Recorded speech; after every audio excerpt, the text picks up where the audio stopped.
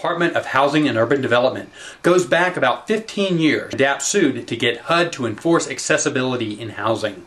Over the last few years, however, ADAPT has been increasingly active in pressing HUD for changes necessary to bring people with disabilities into the American community.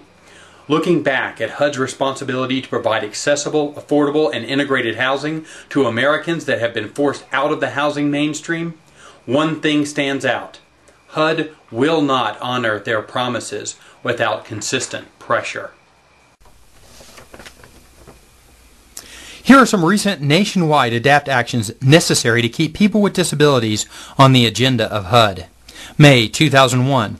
ADAPT took the campaign for real choice in long-term care and Medicaid reform to HUD by striking up a dialogue with Secretary Martinez.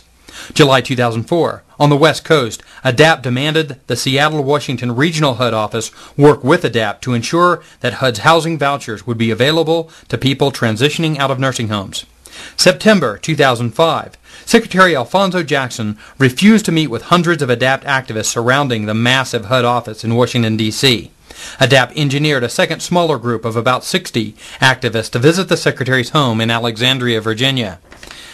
"We were chanting, 'Who do you want? Jackson. When do you want him? Now,' said Mark Johnson, an organizer from Atlanta. And the next thing you know, he's standing right there." March 2006.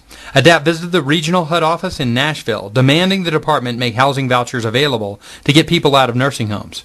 May 2007. Secretary Alphonso Jackson made a point of coming to ADAPT. He spoke to activists about his personal commitment and committed to finding vouchers that had been set aside for people with disabilities, but not tracked by HUD. And 1 year ago, speaking to assembled ADAPT activists in Chicago, Illinois, HUD admitted that they had failed to live up to Secretary Jackson's promise to deliver recovered housing vouchers. This is Tim Wheat reporting for DUH TV.